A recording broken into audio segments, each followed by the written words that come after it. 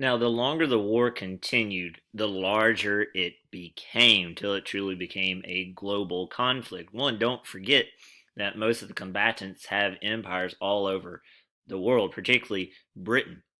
So eventually you had Canadian soldiers, you had South African soldiers, you had Australian soldiers, you had soldiers from Rhodesia showing up, you had soldiers from India showing up to fight as well. The French had colonies in Africa, so you had African soldiers fighting on behalf of the French Empire. So it becomes a truly global conflict. The war widens because each side was looking for an advantage, any way to break the stalemate. So they're trying to constantly recruit new allies. So Italy, Greece, and Japan joins the Allied powers. Italy sees this as a chance to gain European territory. Japan sees it as a chance to gain territory in the Pacific. And they are now imperialist. Greece sees it as a chance to perhaps gain territory from the Ottoman Empire and from the Balkans. The Ottomans and the Bulgarians joined the Central Powers. The Ottomans and the German Empire already had a close relationship before the war started, and the Ottomans see this as a chance to stabilize their empire and even regain territory in the Balkans. So that it gets bigger and bigger and bigger the longer the war goes on. And once the Ottomans joined, the British began to target the Ottomans because not everyone in the Ottoman Empire wanted to be in the Ottoman Empire. You had many Arabic tribes who did not want to be part of the Ottoman Empire, so the British had an idea of stirring up Arabic revolts within the Ottoman Empire to distract the Ottoman Empire from the fighting. And they chose one man to arrange that, a guy named T.E. Lawrence, who was the at first glance an unlikely soldier. He was an academic. He had a degree in archaeology.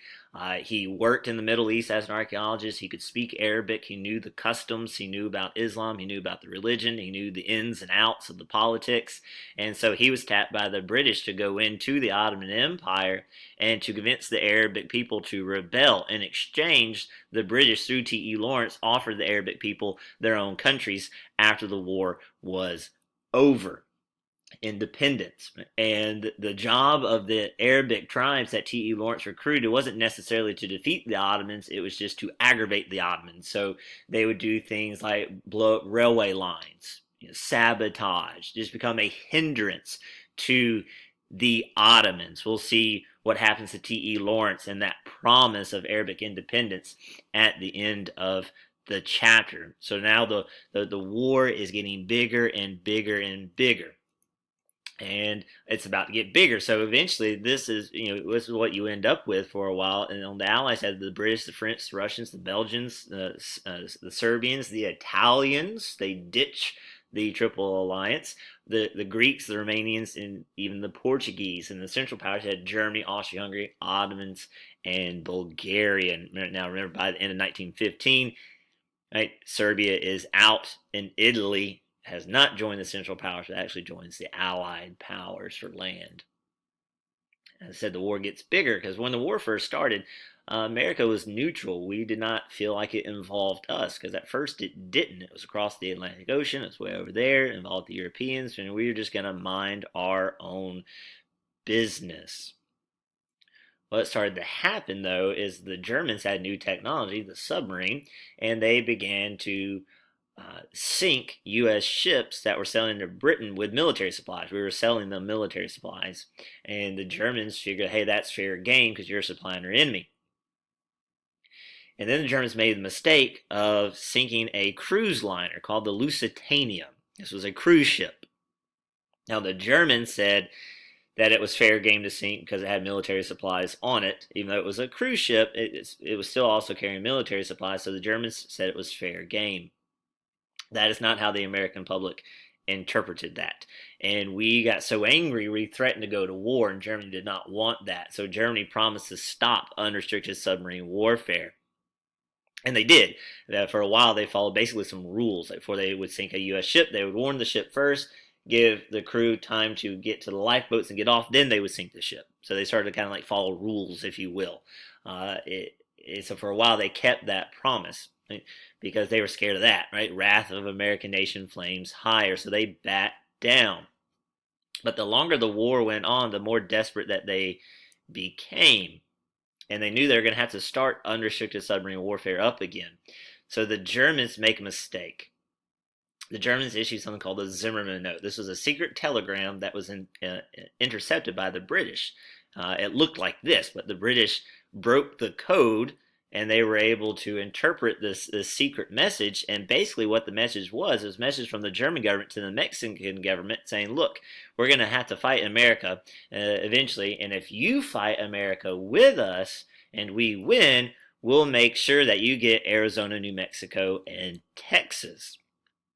When word of this broke to the American public, we were furious again at the Germans. Now, Mexico declined that offer, but that kind of stirs us up again. You can see, Germany makes an infamous proposal, right?